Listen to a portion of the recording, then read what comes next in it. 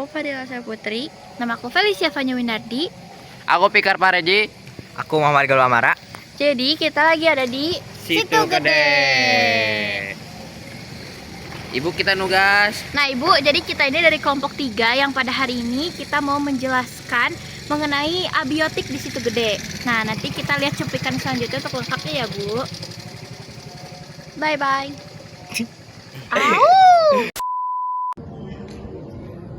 Baik, di sini saya akan menjelaskan tentang biotik dan abiotik. Biotik adalah semua makhluk hidup yang ada dalam suatu ekosistem, mereka saling berinteraksi dan mempengaruhi. Dan dikelompokkan menjadi 3. Yang pertama ada produsen atau autotrof. Produsen adalah organisme yang mampu menghasilkan makanan sendiri dari bahan anorganik melalui proses fotosintesis dan homosintesis. Contohnya ada tumbuhan hijau, alga, dan beberapa jenis bakteri. Yang kedua ada konsumen heterotrof. Konsumen heterotrof adalah organisme yang tidak dapat menghasilkan makanan sendiri dan bergantung pada organisme lain untuk mendapatkan energi. Contohnya ada herbivora, yaitu konsumen primer yang memakan produsen. Ada karnivora, konsumen sekunder atau tersier yang memakan hewan lainnya. Yang ketiga ada detrivora, omnivora, itu contohnya adalah kita manusia. Baik, yang kedua ada abiotik. Abiotik adalah semua faktor lingkungan fisik dan kimia yang tidak hidup dan mempengaruhi organisme dalam suatu ekosistem. Berikut contohnya ada air. Nah ini air. Nah air adalah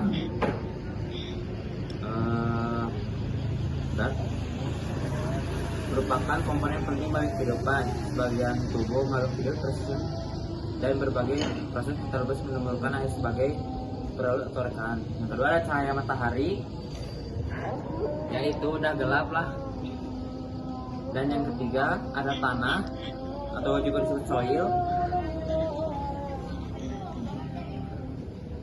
Dan di sini juga ada suhu. Ya kebetulan suhu di sini lagi lumayan lembab ya. Buat yang nggak tahu, suhu adalah lingkupan mempengaruhi proses fisiologis dalam makhluk hidup seperti laju metabolisme, pertumbuhan, dan reproduksi. Sedangkan yang terakhir ada udara. Udara merupakan campuran berbagai gas, terutama hidrogen, oksigen, dan karbon dioksida.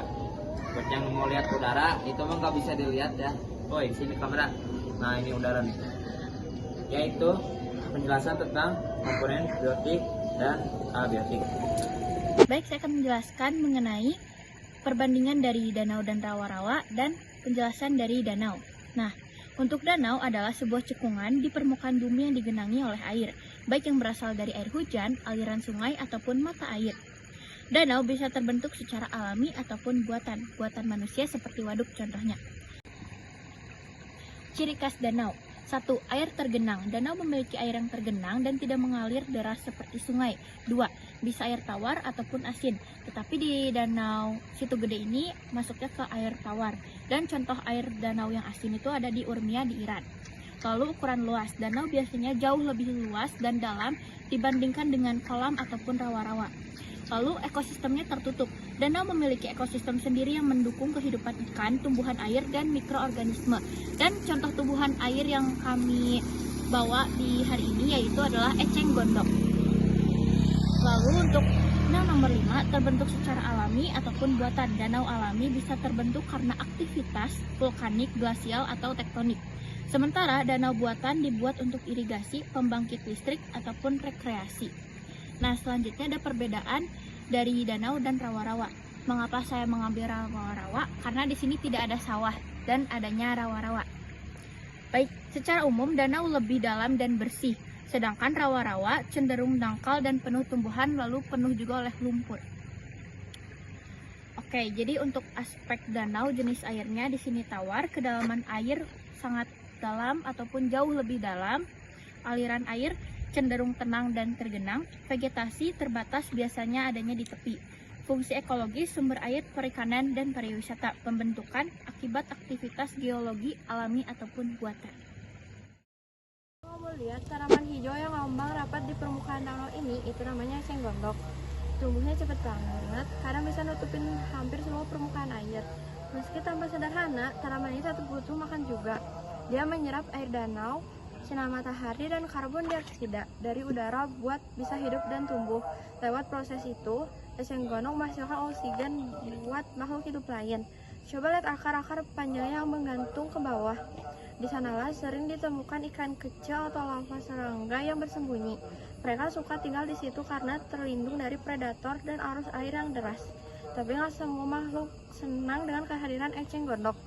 Karena pertumbuhannya yang super cepat, dia kadang menutupi tumbuhan air lain kayak teratai.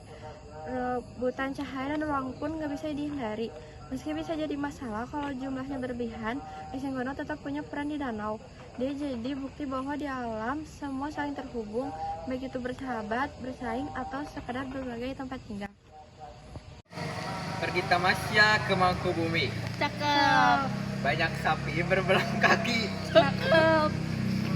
Jika lingkungan bersih dan rapi, Cakep. hidup akan terasa asri. Cakep. Dadah. Jadi sekarang kita baru selesai tag videonya. Jadi kita sekarang kayaknya mau pulang karena Udah malam, udah Bang. malam. Sudah larut guys, sudah Ya. mau subuh. Dadah. Ibu poin 100. Bu.